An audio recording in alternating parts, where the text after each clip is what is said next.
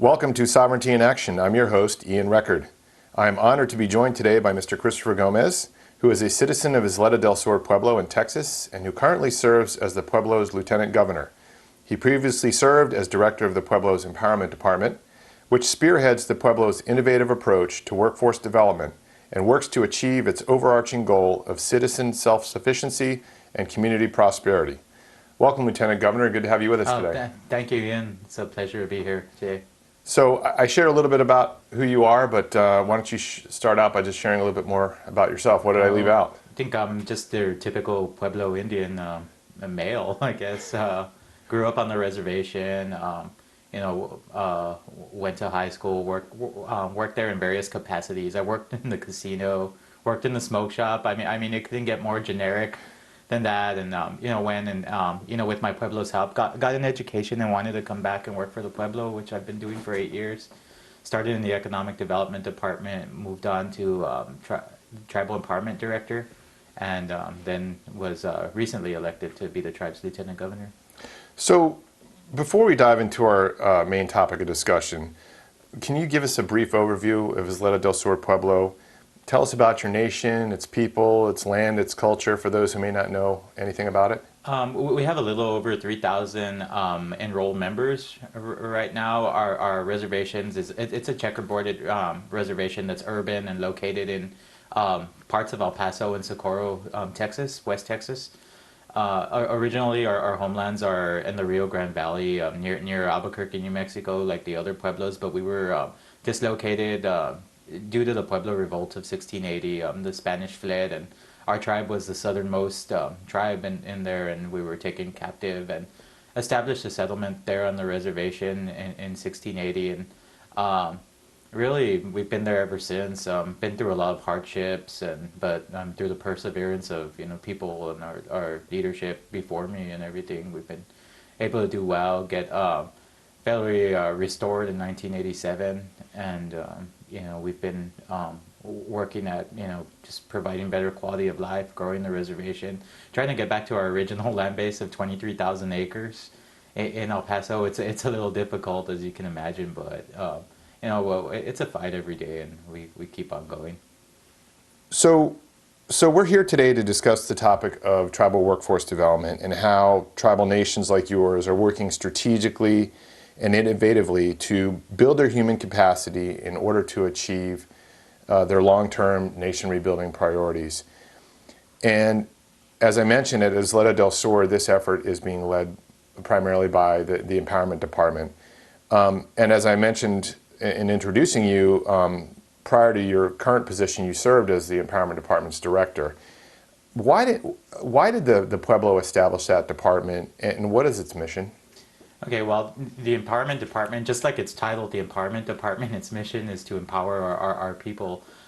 Back before 2007, like other Indian tribes, you have your different federal programs that you tap into. Your Bureau of Indian Affairs Scholarship Program, and Department of Labor has a Workforce Investment Act and Workforce Investment and Opportunity Act program now, which it's titled. It's gone through several incarnations throughout the years as the legislation changes and everything, and then your Johnson O'Malley's and other educational programs. So, and they were on our reservation, like I'm sure like on every other reservation, operating in silos, just by themselves. Each one of them had a director, and we had the vision to pool all those resources under one umbrella. Before we pulled all those resources in 2007, like people would go for the scholarship program to get their assistance with higher education, and then they would go to the Workforce Investment Act program to get a stipend for gasoline, and I mean it was just all over the place. So bringing them in under one umbrella with the mission of empowering the people, whether that be through just lifelong continuing education or higher education or whatever it is, our goal with that whole program was for them to build skills and be able to obtain employment themselves and be successful and be self-sufficient.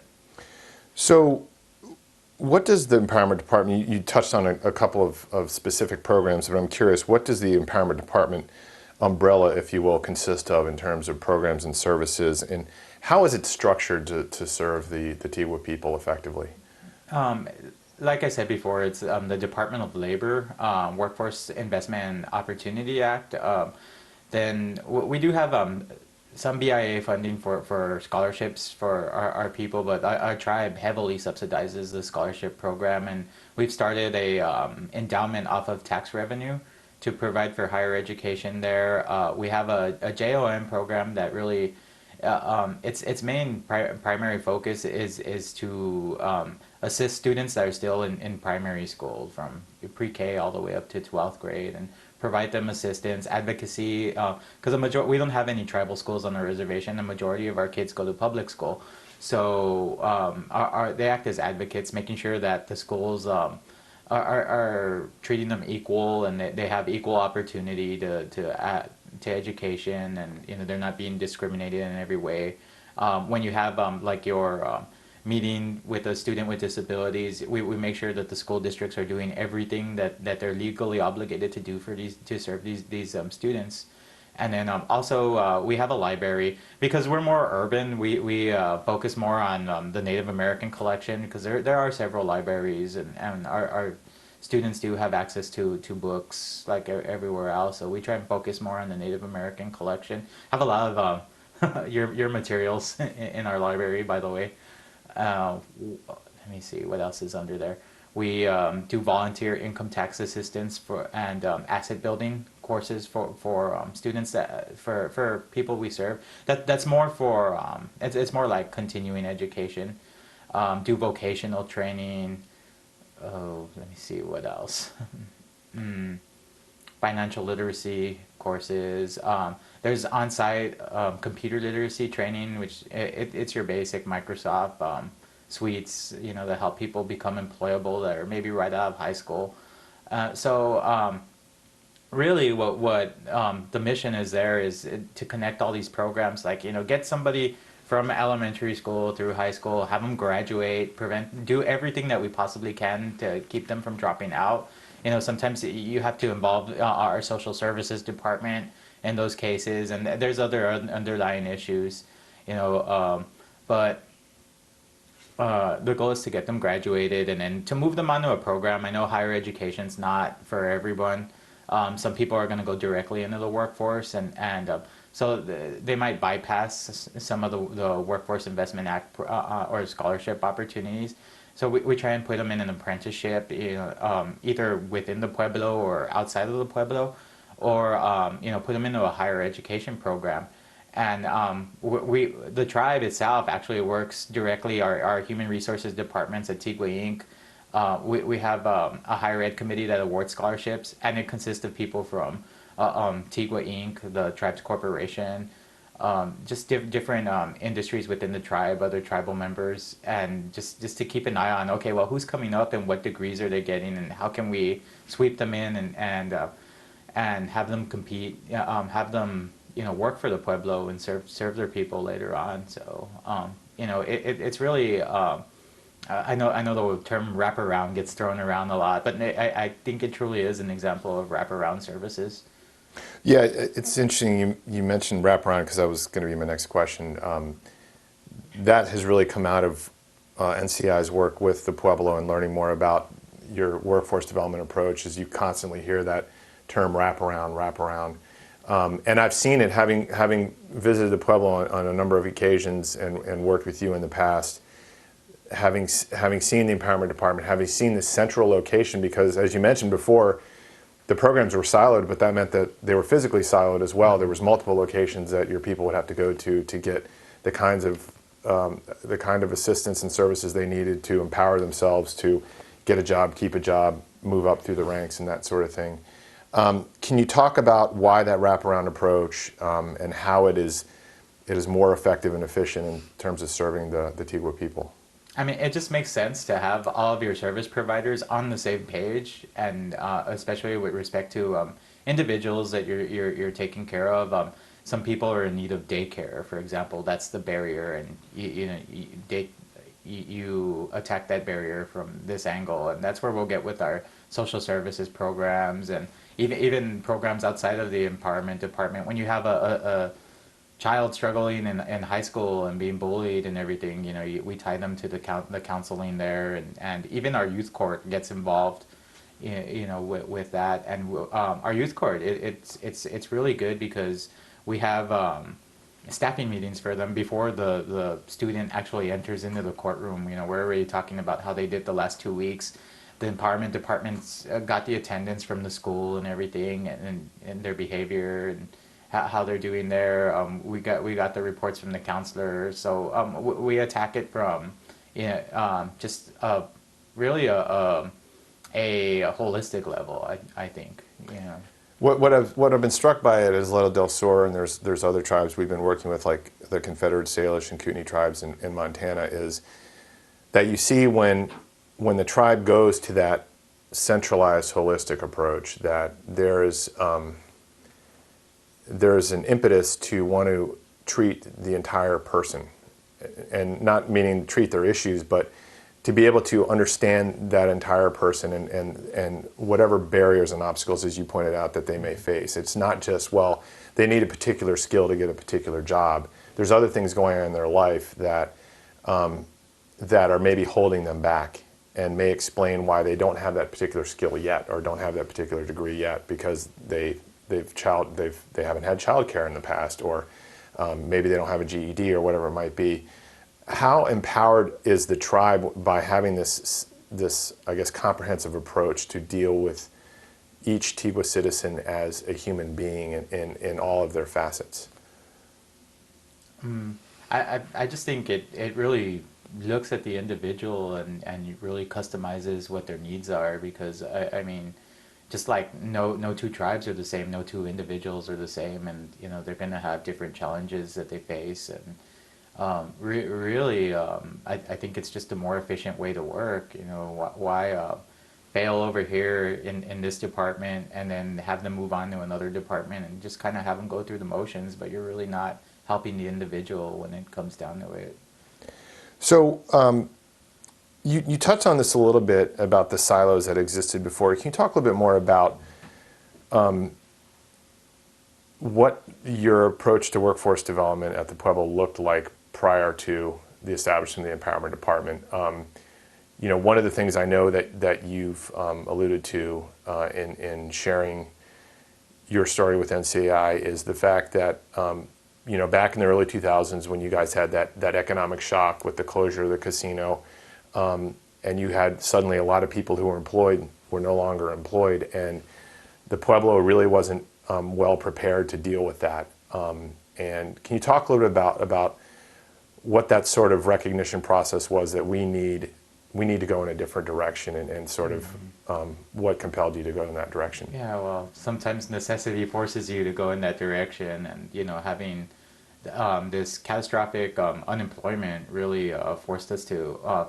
Number one, not only was it just unemployment and people losing their jobs in a mass format, but we also lost revenue that was being put in the program. So now we had to stretch the dollars that we were getting like even further. So like I say, it was more out of necessity, and trying to make that program as efficient as possible.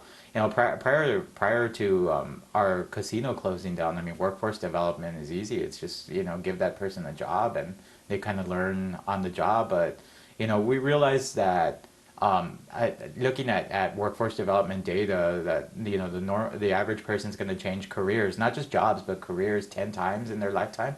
So we're trying to push for like a totally educated person, more so, that's able to adapt to a changing workforce, because especially the way the world moves now, it's not the same where you graduated from high school and maybe got a job in manufacturing, and you worked and got your pension and you were able to retire. Like really, the economy is more project based now. You finish a project and you move to another project or another niche or whatever it is, and you do that. That's why I think you have to have somebody that's able to adapt to changing, and those type of people are going to be the most successful. So even like with our youth summer camps that we do, they've been really successful. We're starting to see some people that were 16, 17 at the time, and they're entering the workforce now as adults, and 8 years later, and they've gotten a taste of different tribal industries, and they've gone through different workshops, and even gone through entrepreneurial training. You know, when there's not an opportunity for you, you have to create your own, and it's been very successful. I've been really struck by that in learning about your story is the fact that you guys go to great lengths to expose your youth at an early age to different careers and really get them to think about very deliberatively what are my options, sort of broadening the horizons, but then giving them exposure to different careers so they can say, does this really fit me? You see it with Tigua Inc. And, you know, I remember Christopher Munoz, who works with Tigua Inc., telling me that, you know, we've had interns as young as like 12, 13 years old in our program. And that's younger than you typically hear other places, but I think it's emblematic of what you guys are trying to do, which is to get people thinking about career early, learning about different careers early so that they can make educated decisions when they get to the point where they're ready to make that professional jump. So that sounds to me like that's part of your drive to create an adaptable workforce, as you've mentioned. Are there other ways that the Pueblo is working to create that adaptable workforce? So creating an adaptable workforce, we do that through education, through on-the-job training, especially particularly with the youth in those youth camps. I guess number one, we wanted to expose them to the type of professional careers that there are on the reservation. You know, a lot of them don't know what Tigua Inc. is or what they do, and the federal contracting aspect or our environmental management. They don't know that they're out there doing soil testing and looking at brownfields and you know, so you get exposure and see like, wow, these careers are real and there's something that I can do when I get older and take part in. So I think that what we do though is we also combine that with cultural education and really they learn about you know, when the traditional feast days are, how that calendar works. A lot of the traditional leaders come in, so we're really teaching them how to walk in two worlds there and help build their identity as native individuals and we've had a lot of great examples of young people who are coming out, because there was a time on my reservation where you had the cultural people and then you had the people that, you know, they became professionals and they moved on and away from the reservation, and those two groups never really intermingled. And now we've got great examples of people that are doing both, and they're doing both successfully. And you know that you can have one and the other together, and they can, you know, work together in harmony. You don't have to, you know, give up your identity anymore. And I think people are really starting to realize that, and particularly the youth, they're coming up, you know, really proud of who they are. You'll see them at graduation with a feather in their cap and wearing their moccasins, and we have a banquet for them, you know, for all our graduates, because there are various high schools throughout the city of El Paso and the city of Socorro. So we bring them all together and, you know, kind of highlight their accomplishments, mix them together with the college graduates also, so they could see, you know, the people graduating, have a keynote speaker throughout the year. Normally a recent college graduate, like you mentioned, Christopher Munoz, he was our keynote speaker, and now he's head of human resources at Tigua Inc. And, you know, maybe 4 or 5 years before that, he was, you know, just a student like them, and it's relatable for them. So I think that's part of the success there. One of the other key aspects that really bubbles to the surface in looking at your story is what's been shared with us as the culture of advancement that you're trying to cultivate there. That, you know, you look at a lot of tribes, and because of where they're starting from, they have so many people unemployed, they have such deep poverty, that the challenge as they see it is simply to move people from the ledger of the unemployed, that side of the ledger, to just get them a job. And you guys seem to be taking it one step further in that we're not just going to try to make our people employable. We're going to try to support them to advance, to build a career, not just hold a job. And there's going to be expectations there. We're going to challenge them to succeed, challenge them to excel and move forward and move up through the ranks, whether it's within the government or whether it's within Tigua Inc. or whatever profession they choose. Can you talk a little bit about that and why that's so important? Well, I think it's something that's been, the federal government's tried to do it through policy, and you have your tarots, and you have your different, you know, where they're trying to give tribal preference, and you know, that's great. But like what you know, I'm an advocate for those laws and everything, but what we've done is, it's not good enough just to get them employed because I mean, I went years and you see your people in entry level jobs and we're hiring people from the city of El Paso because that, we don't have the people within the reservation that have those skill set. So we're really pushing them to get the skill sets that they need to be decision makers and you want them in those decision making positions and everything. And it has its challenges because a lot of times the tribal preference, it's going to get your foot in the door, but what you do from there, it's really dependent on the individual, and it really comes down to mindset and changing that mindset. We're trying to attack it from the youth all the way up, and I think the youth have an easier time, because their mindset's already, it hasn't fully developed, and there's still some room. They're not jaded by the old federal systems. And I think it took a few individuals, like take Patricia Riggs, for example. She was one of the first directors there that we had, and when you actually see someone that was from the community, advance into one of those positions, and see them go off to graduate school and get an advanced degree, and but then you still see them participating like in cultural events, and trying to go further and bring language back, go further than their actual job, your normal job description.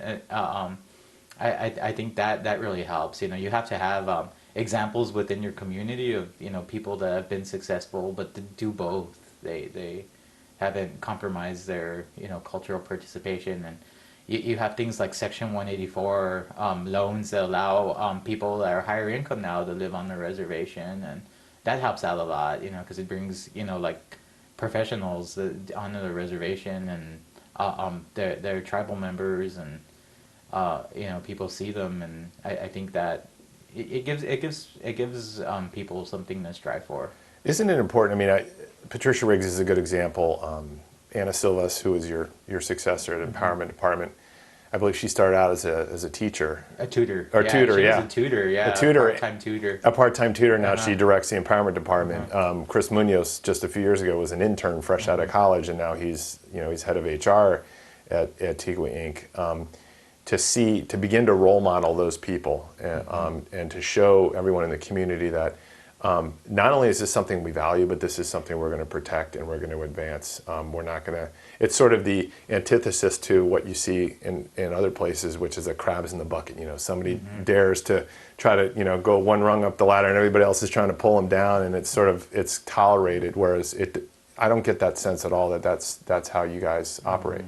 Yeah, well, I mean, we've had our share of crabs in the bucket. Like, don't get me wrong. I mean, we're humans like anyone else, but I think just it's really the culture like that ties everyone together. Because I mean, you could be direct, the CEO of Tigua Inc. and but in the cultural like world that we have, like you're one of the lower rung people when it comes down to it, and that your role is this here, but it's this there, and there's that understood respect and that goes along with it. So I think just showcasing those people, and not too much where it's at nauseum, where you're trying to like, look, these people are better than you, but it's more from the standpoint of like, this person was the same as you, and with the drive and everything, look at where they were able to accomplish.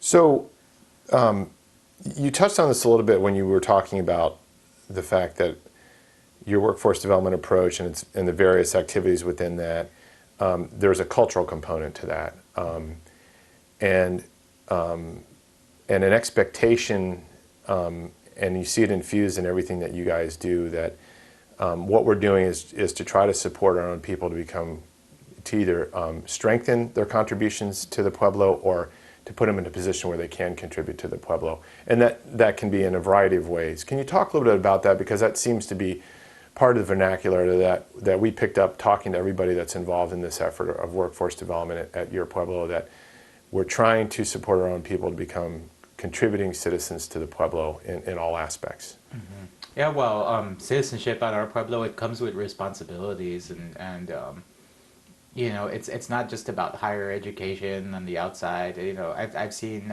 people get law degrees and they're not as respected as much as somebody who is a traditional leader that maybe they didn't have a formal Western education, but they've been there their whole life and everything. And I think from the culture is real important because it gives people identity and purpose and something to live for and thrive for. And if you have an unemployed person that's just been knocked down their whole life and uh, they really don't identify themselves with the culture or anything. Like uh, me, like I know I can be unemployed, but at least I'll still have my culture. Like after everything's gone, and I'll always have that to fall back on. And I think having that sense of purpose and identity, and it goes a long way to help you professionally, like later on. And a lot of us are feel like we're in a situation where we don't want to let our tribe down. Like there's people watching you, and you just don't want to be that kind of person that doesn't make good on everything. So I think that's why it's really important to connect everyone there and make them feel welcome. And like we always tell people who want to participate, don't let economics stop you. If you can't afford the moccasins or the other cultural items or whatever it takes to be a participant. Like we find ways, we figure it out. And we're pretty tight knit like that. So this has really become this has really come front and center with some recent developments at the Pueblo with Project Tiwahoo, which is a project that grew out of the federal legislation that was passed. I think it was back in 2012, if I'm not mistaken. Yes, 2012. That basically restored the Pueblo's sovereign right to determine its own citizenship, and that led the Pueblo to embark on a very thorough, deliberative process to review its citizenship criteria, which to that point had been primarily predicated on blood quantum, and now has moved through this process to lineal descent. And can you just talk a little bit about one of the things that I've been struck by, because you see this happen among other tribes, where the idea of bringing more people into the fold as formally enrolled citizens of the nation is viewed as a negative because it's going to entail an additional burden.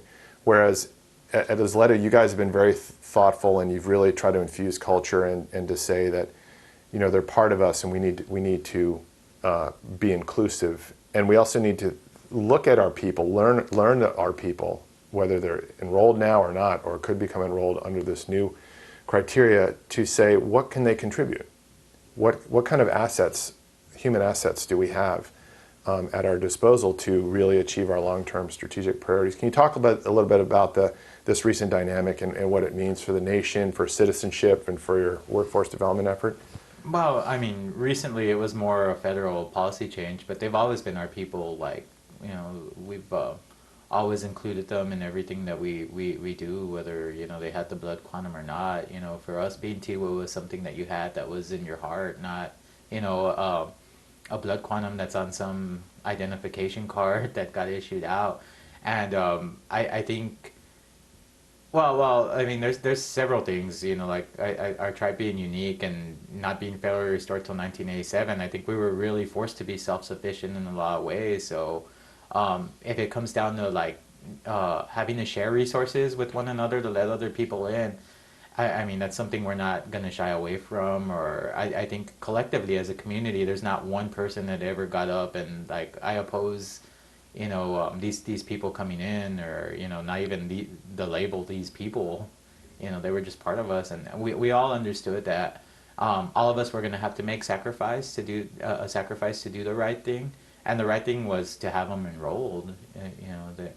And culture drove that again, because we had a lot of like I say, they've always been allowed to participate in cultural feasts and everything, and you had a lot of grandkids of pretty prominent people there, and cultural leaders that were now not able to, and they were raised Tiwa like anyone else.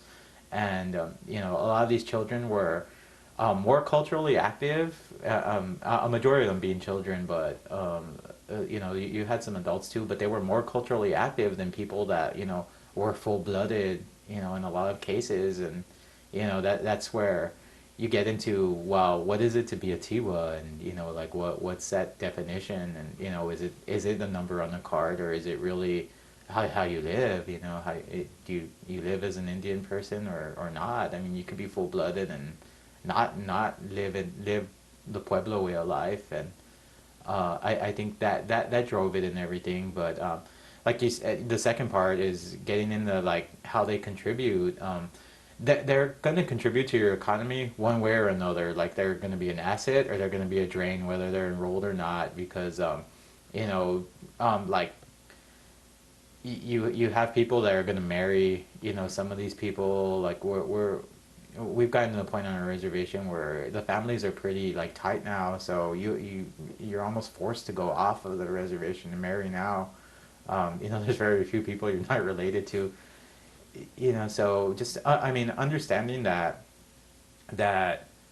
we're already spread thin on healthcare and everything. Healthcare being a major one, that maybe your appointment times are going to change and everything. But I think the way it was done, and bringing the community in to provide their input, and really surveying people, and getting their thoughts and honest anonymous answers, like without any fear of retaliation, and that a majority of it was overwhelmingly drop the blood quantum. Blood quantum was something that was never native to us in any way. It was just something that happened. So How inspiring is it to you and your fellow citizens to see now that your cultural values, as you've always practiced them, now match what you have in your own law, in terms of who's going to be a part of the group, who's going to be a part of the nation? I mean, it was really something that I wanted to see before I died. Like I had my children weren't enrolled.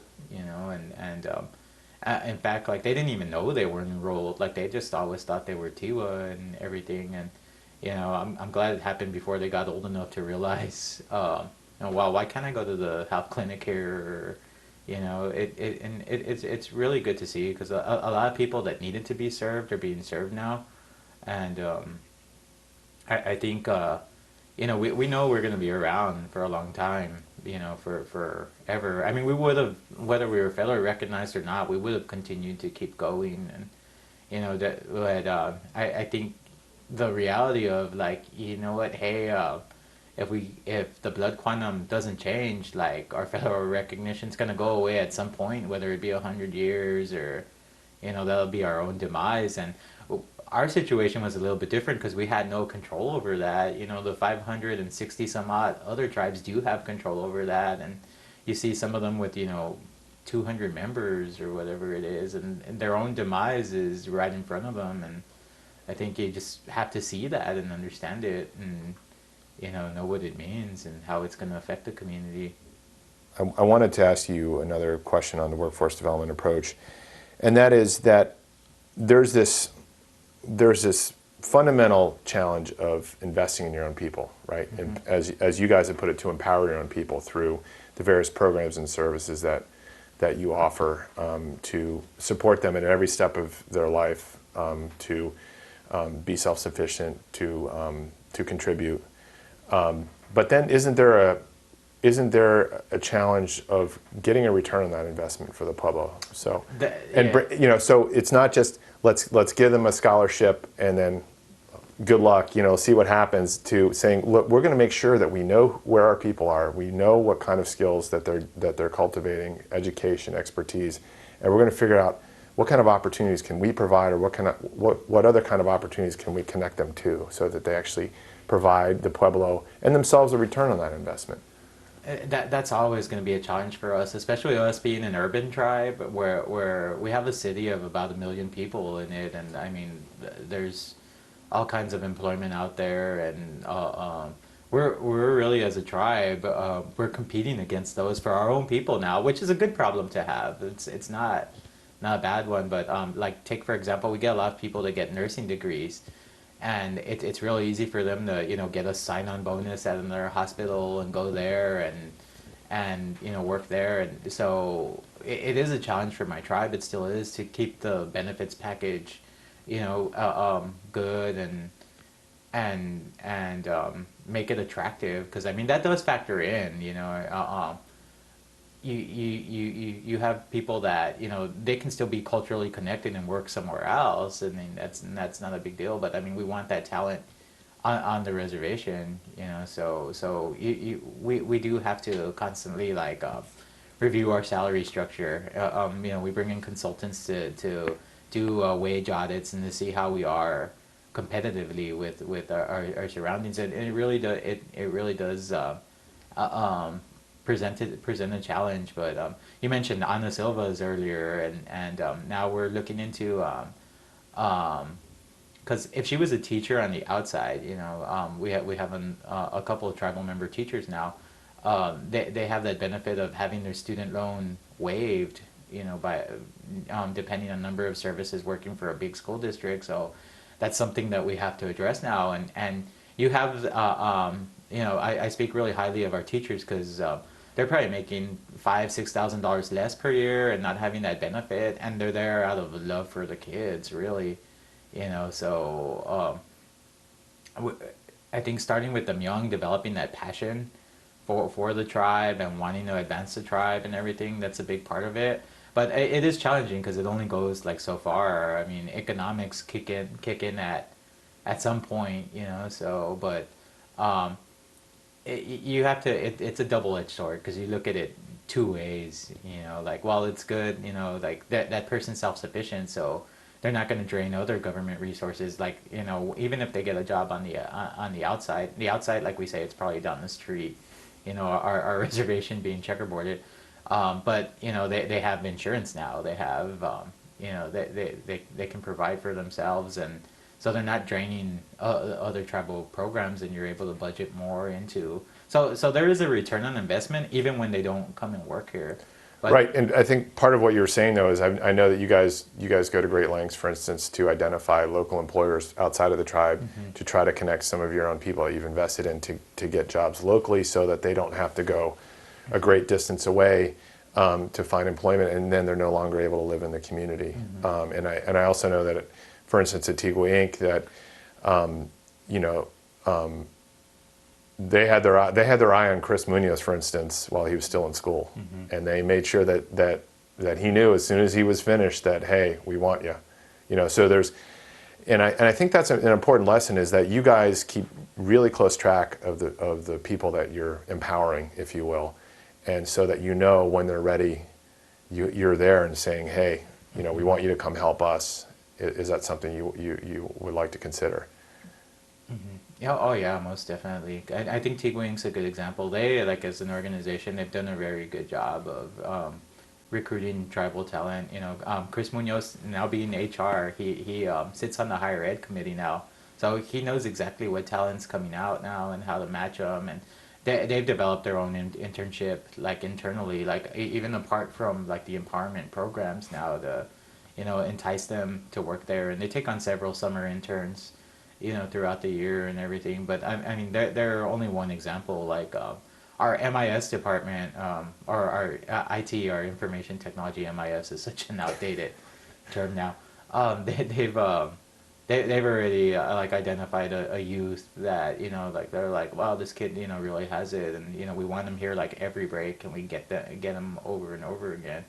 And you're kind of torn because we're like, well, do we want that to be their only experience, or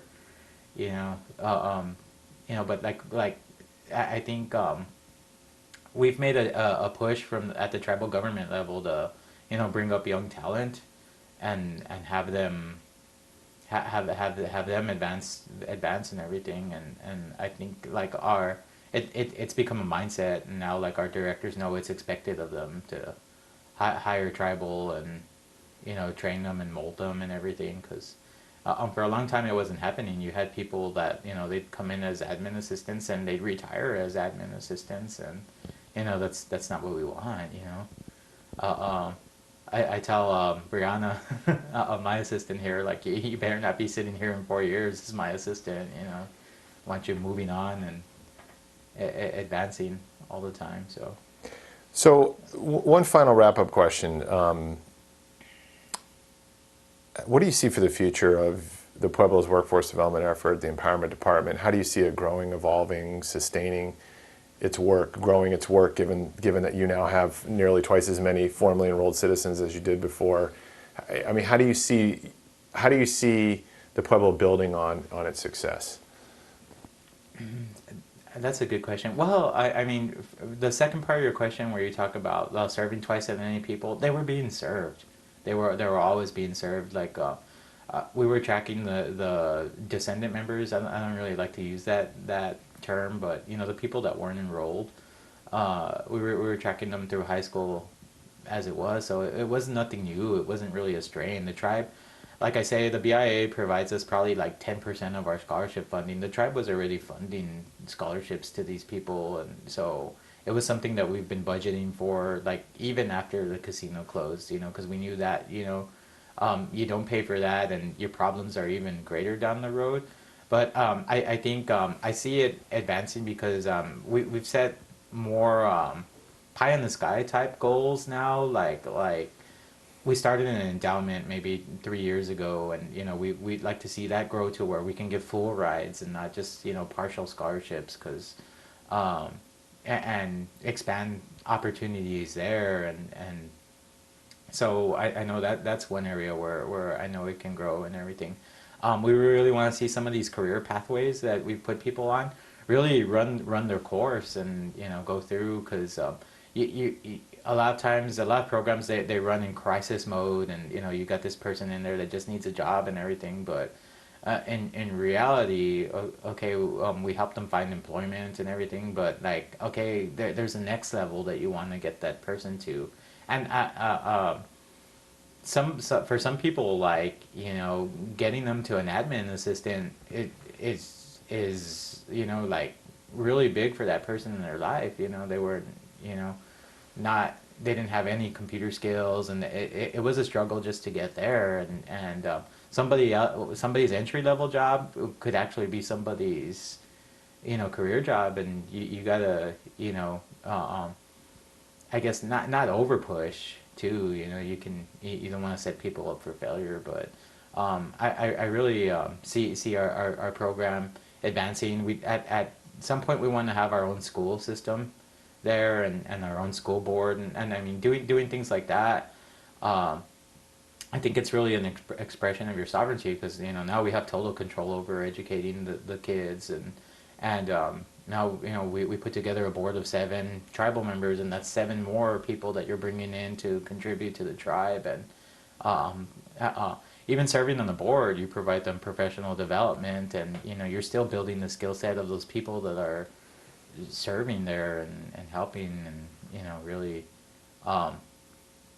just I think it really does pay dividends at the end. But yeah, those are some of the projects. I know our own school system, the educational endowment, and the career pathways are probably the 3 biggest things of empowerment that we'd like to see.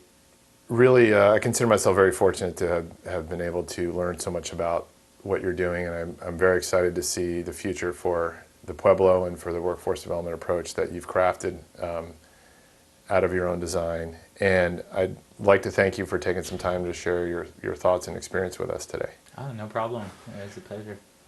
Well, that's all the time we have on today's episode of Sovereignty in Action, a program of the National Congress of American Indians. To learn more about Sovereignty in Action, please visit NCAI's website at www.ncai.org. Thank you for joining us. Copyright 2015, National Congress of American Indians.